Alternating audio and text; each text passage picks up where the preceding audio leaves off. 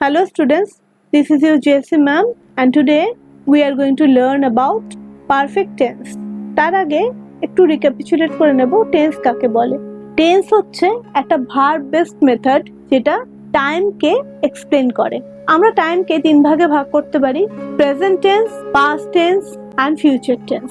যদি কোনো ক্রিয়া প্রেজেন্ট টেন্স অর্থাৎ বর্তমান কালে হয় তাকে বলবো প্রেজেন্ট টেন্স। যদি কোনো ক্রিয়া অতীতকালে সম্পন্ন হয় তাকে বলবো পাস্ট টেন্স, আর যদি কোনো ক্রিয়া ভবিষ্যৎকালে সম্পন্ন হয় তাকে বলবো ফিউচার টেন্স। এটাই হচ্ছে টেন্সের সবথেকে সিম্পলেস্ট এক্সপ্লেনেশন, অন্তত আমার মতে। এবারে যদি আমরা প্রেজেন্ট, পাস্ট আর ফিউচার টেন্সকে ধরি, তাদের চারটে করে সাব ক্যাটাগরিজ পাবো। যেমন প্রেজেন্ট টেন্সের চারটে sub categories: present indefinite tense, present continuous tense, present perfect tense, present perfect continuous tense. সেরকম পাস্টেরও তাই, ফিউচারেরও তাই। এই সমস্ত ডিটেলস তোমরা পেয়ে যাবে ইনডেফিনিট টেন্সের যে ভিডিওটা আমি বানিয়েছি তাতে। তাও আমি একবার তোমাদের মনে করালাম। আজকে আমরা পড়বো পারফেক্ট টেন্স। এই যে ওয়ার্ডটা পারফেক্ট টেন্স, এটা কোথা থেকে এসছে জানো তো? From the word perfectum, which means completed actions। তাহলে স্বাভাবিকভাবেই পারফেক্ট টেন্স মিন করবে যে কাজটি সম্পন্ন হয়ে গেছে সেটা সম্পর্কে। দেখো ডেফিনেশনেও আছে, perfect tense is a form of verb meant to represent completed action। তাহলে এখানে completed actions কথাটা খুব ইম্পর্টেন্ট। এবারে কিভাবে কমপ্লিটেড অ্যাকশনস বোঝাবে বিভিন্ন সময়ের পরিপ্রেক্ষিতে, যেমন কিনা প্রেজেন্টে কিরকম ভাবে বোঝাবে, পাস্টে কিরকম ভাবে বোঝাবে, ফিউচারে কিরকম ভাবে বোঝাবে, সেটা আমি এক্সাম্পলস এর মাধ্যমে ধরে ধরে এক্সপ্লেন করব। প্রথমে আমি প্রেজেন্ট পারফেক্ট টেন্সের একটা এক্সাম্পল দিয়েছি। এখনো কিন্তু আমি ডেফিনেশন কিচ্ছু বলিনি, ডেফিনেশনে পরে আসবো। প্রেজেন্ট পারফেক্ট টেন্স, চলো একটা এক্সাম্পল নিয়ে নি। Sita has already pressed her husband's crumpled shirts. তাহলে কি বোঝাচ্ছে? সীতা অলরেডি ওর স্বামীর যে ক্রাম্পলড শার্টস মানে কোঁচকানো যে জামাগুলো সেগুলো ইস্ত্রি করে দিয়েছে। পাস্ট পারফেক্ট টেন্সের একটা এক্সাম্পল নিয়ে চলো। We had never seen a beach before we visited Puri। এবার ফিউচার টেন্সের এক্সাম্পল নেব। The flight will have taken off by half an hour। চলো এবার আমরা ধীরে ধীরে বুঝবো যে প্রেজেন্ট পারফেক্ট টেন্স কাকে বলে, পাস্ট পারফেক্ট টেন্স কাকে বলে, ফিউচার পারফেক্ট টেন্স কাকে বলে। কিন্তু এগুলো বোঝার আগে আমি তোমাদের একটু আগেই বললাম যে ইনডেফিনিট টেন্সের ভিডিওটা দেখো, কেননা ওখানে অনেক সিম্বলিক সিগনিফিকেন্সের চার্ট ছিল। যেমন আমরা সুবিধার জন্য কিছু ধরে নিয়েছিলাম, সাবজেক্টকে ধরে নিয়েছিলাম এস হিসেবে, ভার্বকে ধরে নিয়েছিলাম ভি হিসেবে, আর অবজেক্টকে ধরে নিয়েছিলাম ও হিসেবে, এবং প্রেজেন্ট টেন্সকে ধরে নিয়েছিলাম V1 হিসেবে, পাস্টকে ধরে নিয়েছিলাম V2 হিসেবে, আর past perfect form of verb তাকে ধরে নিয়েছিলাম V3 হিসেবে। তোমরা যদি ভিডিওটা একটুখানি দেখে নাও তাহলে তোমাদের বুঝতে আরো সুবিধা হবে, কারণ এই V3 ফর্ম যেটা কিনা পাস্ট পার্টিসিপেল ফর্ম, এটা কিন্তু ভীষণ ভাবেই এখানে লাগবে এবং এটা ছাড়া চলবে না। তোমরা যে কোনো অথেন্টিক গ্রামার বুক কনসাল্ট করে প্রেজেন্ট, পাস্ট এবং পাস্ট পার্টিসিপেল ফর্মটা মুখস্থ করে ফেলবে। জেনারেলি পাস্ট আর পাস্ট পার্টিসিপেল ফর্মে শেষে ডি বা ইডি হয়, কিন্তু অনেক ক্ষেত্রে ব্যতিক্রম আছে। আমি একটা এক্সাম্পল দিচ্ছি, যেমন go went gone, put put put, তিনটেতেই পুট হচ্ছে, ঠিক আছে? এরকম অনেক এক্সাম্পলস আছে। তাহলে যেগুলো কিনা ধরো ডি বা ইডি মেনে চলে, একটা প্যাটার্ন মেনে চলছে, সেই ভার্বগুলোকে আমরা বলবো রেগুলার ভার্বস। আর যে ভার্বস গুলো কোনো প্যাটার্ন মেনে চলে না, যেমন গো এন্ড গন, তো সেগুলোকে আমরা বলবো ইরেগুলার ভার্বস। এগুলো তোমাদের এখন না জানলেও চলবে, কিন্তু জেনে রাখো, সুবিধা হবে। তাহলে একটা জিনিস ক্লিয়ার করে নাও, আমরা ভার্বের পাস্ট পার্টিসিপেল ফর্মটাকে রিপ্রেজেন্ট করব V3 দিয়ে। এটা কিন্তু ভুললে চলবে না, ঠিক আছে? চলো তাহলে আমরা শুরু করি প্রেজেন্ট পারফেক্ট টেন্স।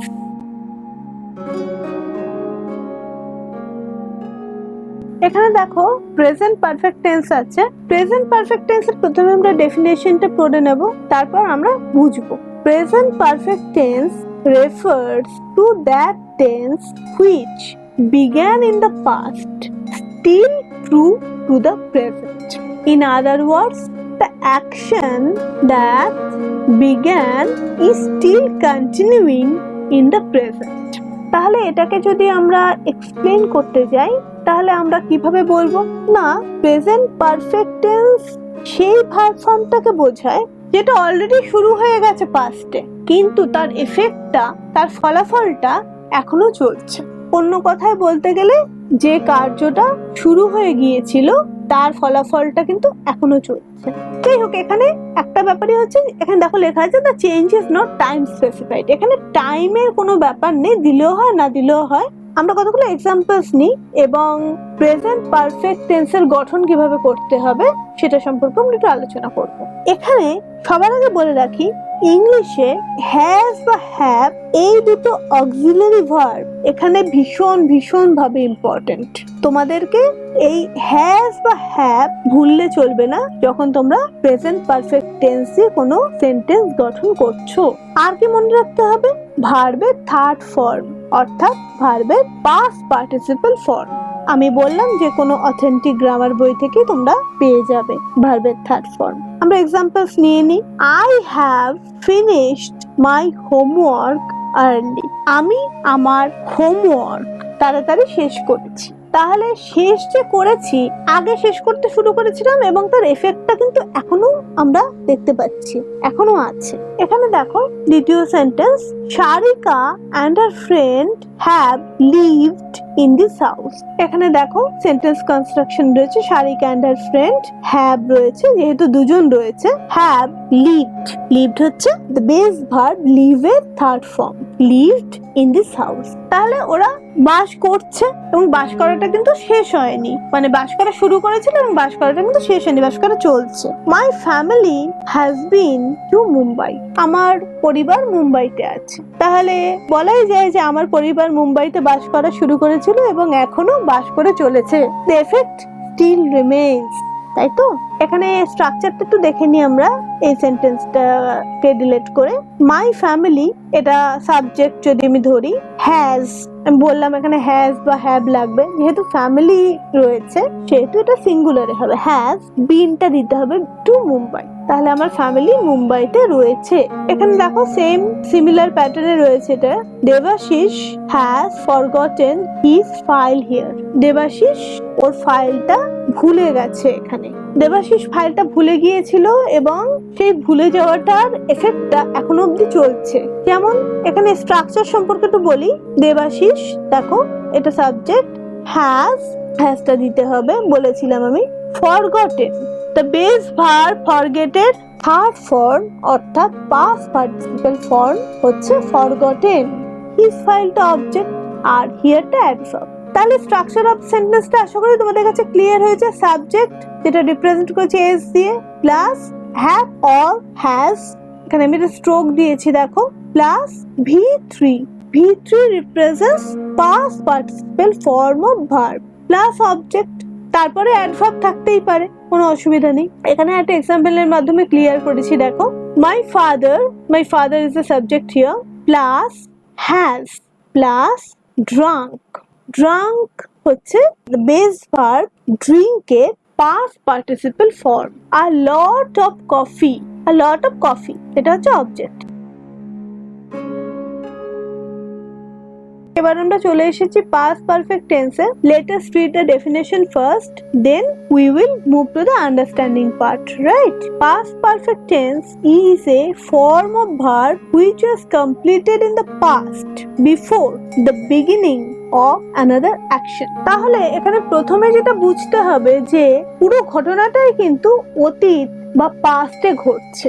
সেকেন্ডলি কি ক্রাইটেরিয়া রয়েছে? না, এটা ভার্বের একটা অবস্থা যেটা শেষ হয়ে যাচ্ছে অন্য একটা অ্যাকশন বা কার্য শুরু হওয়ার আগে। কতগুলো এক্সাম্পলস নিয়ে নি, এক্সাম্পলস গুলোর মাধ্যমে তোমরা দেখবে যে এই ক্রাইটেরিয়া গুলো এর সঙ্গে কমপ্লাই করছে, মানে এই ক্রাইটেরিয়া গুলো এর সঙ্গে স্যুট করছে। এবং আমি তোমাদের সঙ্গে ডিসকাস করব how to write a perfect sentence regarding past perfect tense so that you can avoid your mistakes। দেখো এই সেন্টেন্সটা দেখো, Richa had wanted to enjoy the show but her pocket was empty. Next sentence কি আছে? Shamol was tired as he had not rested. তারপরে sentence কি আছে?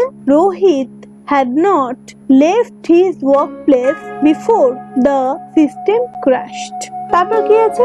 I had met you before our meeting in college. তাহলে তোমরা দেখতে পাচ্ছ যে অতীতে একটা কাজ সম্পন্ন হওয়ার আগেই আরেকটা কাজ শেষ হয়ে যাচ্ছে। তাহলে একটু স্ট্রাকচার নিয়ে ডিসকাস করি। এখানে তোমাদের মেইনলি দুটো জিনিস লাগবে, সেটা হচ্ছে had auxiliary or helping verb, আর একটা জিনিস লাগবে সেটা হচ্ছে যে past participle form of the base verb, যেটাকে আমরা V3 দিয়ে রিপ্রেজেন্ট করছি আমাদের সুবিধার জন্য। যার এক্সাম্পল আমরা একটু আগেও পড়ে এলাম প্রেজেন্ট পারফেক্ট টেন্সে। আর কনফিউশন হলে আমি আবার বলছি, ইনডেফিনিট টেন্সের ভিডিওটা প্লিজ দেখে নাও। তাহলে এখানে দেখো রিচা, এখানে সাবজেক্ট অর্থাৎ এস, হ্যাড তো দিতেই হবে, it is a mandate. Wanted is a past participle of the base verb want. To enjoy the show. To enjoy the show is the object here. একটা infinitive, এটা object. এবার আমরা পরের কন্ডিশনে আসছি, but her pocket was empty. বাংলায় করলে ব্যাপারটা এরকম দাঁড়াচ্ছে, রিচা শোটা এনজয় করতে চেয়েছিল কিন্তু ওর পকেট খালি ছিল। সেরকম শ্যামল was tired as he had not rested in his house. Shyamal tired ছিল as, এখানে দেখো হিটা হচ্ছে সাবজেক্ট, একটা ম্যান্ডেটরি, নটটা নেগেশন বোঝাতে আমরা ব্যবহার করছি। রেস্টেড হচ্ছে past participle form of the verb rest. In his house এটা হচ্ছে অবজেক্ট। তাহলে এখানেও দেখো দুটো কন্ডিশন রয়েছে, দুটো কন্ডিশন ফুলফিলড হয়েছে, কমপ্লাইড হয়েছে। So we can move on to the next sentence. এই নেক্সট দুটো সেন্টেন্সেস আশা করি তোমাদের বোঝাতে হবে না, তোমরা বুঝতে পারবে। Rohit had not left his workplace before the system crashed. তেমনি I had met you before our meeting in college. তাহলে একই ব্যাপার। এবার আমরা চলে আসছি স্ট্রাকচার অফ দ্য সেন্টেন্সে।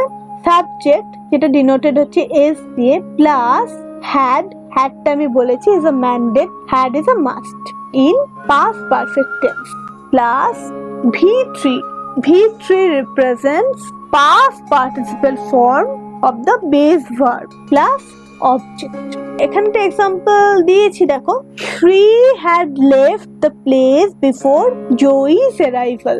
Shri here is a subject, plus had দিতে হবে, plus left is the third form of the verb leave, plus the place is the object before Joey's arrival. This is another part of the sentence. কারণ এখানে criteria দিয়েছিল যে perfect tense is a form of verb which was completed in the past before the beginning of another action. আর একটা কাজ শুরু হওয়ার আগে অন্য একটা কাজ ফিনিশ হয়ে গেছে, আর পুরোটাই কিন্তু ঘটেছে অতীতে। I think that you are clear. এবার চলে এসেছি ফিউচার পারফেক্ট টেন্সে। আগে ডেফিনেশনটা পড়ি, তারপর এক্সপ্লেনেশনে যাব। Future perfect tense represents an action which will be completed in future before another upcoming event. Future perfect tense হচ্ছে সেই কার্যটা যেটা কিনা সম্পন্ন হবে ভবিষ্যতে আরেকটা কার্য আসার আগে। পুরোটাই কিন্তু ভবিষ্যতের গল্প, এখানে প্রেজেন্ট বা পাস্টের কোনো ভূমিকা নেই। Examples দেখি চলো। Tarun will have read numerous books on English literature. তারপরে কি আছে? I will have cooked dosa with my friend tomorrow. My friend will have shopped in the mall before I arrive. I will have already finished my assignments before you come. তাহলে এখানে আমরা দেখতে পাচ্ছি যে একটা অ্যাকশন শেষ হয়ে যাচ্ছে আর একটা অ্যাকশন শুরু হবার আগে। স্ট্রাকচার অফ দ্য সেন্টেন্স কি হবে? সাবজেক্ট প্লাস উইল বা শ্যাল এখানে দিতেই হবে, এখানে হ্যাভ হবে, প্লাস ভার্বের থার্ড ফর্ম অর্থাৎ বেস ভার্বের পাস্ট পার্টিসিপেল ফর্মটা দিতে হবে, প্লাস অবজেক্ট দিতে হবে। এই সেন্টেন্সটা দেখো, এখানে তোমরা যে কোনো সেন্টেন্সে নিতে পারো। Seema will have met Rabina in the college campus. compass. Here Seema is a subject. আমি বলেছিলাম will বা shall এর মধ্যে একটা দিতেই হবে, আমি এখানে will দিয়েছি, have দিতে হবে, দিয়েছি, প্লাস met. Met হচ্ছে third form of the base verb meet, অর্থাৎ past participle form of the base verb meet. Rabina. Rabina is the object here in the college campus. এখানে অনেক সময় হতে পারে যে পারফেক্ট টেন্স বুঝতে গেলে তোমরা দেখবে যে অনেক সময় অনেক অ্যাডভার্ব, অনেক কনজাংশন, অনেক elements of parts of speech এদিক ওদিক ছড়িয়ে রয়েছে। তো don't get worried by it, follow a lots of sentences from authentic grammar books, যাতে কিনা তোমাদের একটা ক্লিয়ার ভিশন হয় এবং তোমরা সুন্দরভাবে বুঝতে পারো যে কিভাবে একটা পারফেক্ট সেন্টেন্স লিখতে হবে। পারফেক্ট সেন্টেন্স মানে এখানে আমি বলতে চাইছি যে নির্ভুল sentence without any grammatical mistake based on perfect tense or regarding perfect tense. Perfect tense এই ব্যাপারটা তোমরা যেহেতু আগে করোনি, তোমাদের কাছে একটু কমপ্লিকেটেড লাগতে পারে। If you follow the sentences, আমার মনে হয় না যে কমপ্লিকেটেড লাগবে। রোজ যদি 5 মিনিট করে সময় দাও, I am sure that you will rock. So this is all about perfect tense. কোনো অসুবিধা থাকলে বা কোনো ইস্যু থাকলে আমার সঙ্গে যোগাযোগ করবে। খুব শিগগিরই ফিরে আসবো নতুন লেসন নিয়ে। Till then, good by.